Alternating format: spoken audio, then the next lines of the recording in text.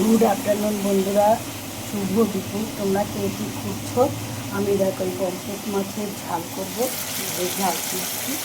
আর এই সব আনাজ দিয়ে আমি একটা মাছের ঝোল করছি, পাতলা মাছের ঝোল জড়িয়ে ফোড়ন দিয়ে। আর এই তোমার কাঁকরোল ভাজা করেছি।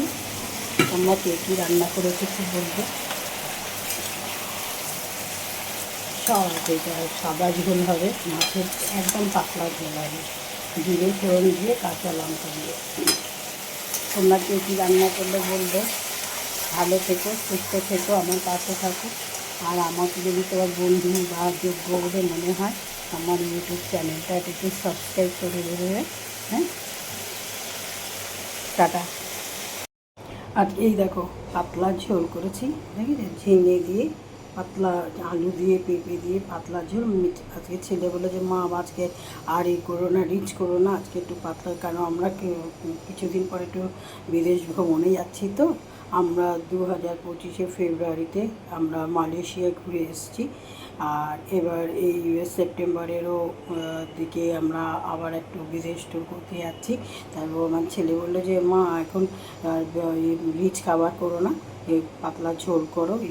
ওখানে গিয়ে তো খাওয়া দাওয়ার একটু অন্যরকম হবে। সেই জন্য যেহেতু বিদেশ, ওখানে তো আর আমাদের দেশের মতো রান্নাবান্না বা খাওয়া দাওয়াটা একটু তো ডিফারেন্স হয়। তো সেই জন্য আমি পাতলা ঝোল করেছি। আর এই দেখো এটা হলো পমফ্রেট মাছের ঝাল করেছি। হ্যাঁ, তবে বন্ধুরা, আমি যে এই মাসে দিকে যে আমি শেষের দিকে যে আমি যাচ্ছি বিদেশে, তবে আমি সবাইকে আপডেট দেবো, প্রতিদিনের আপডেট দেবো।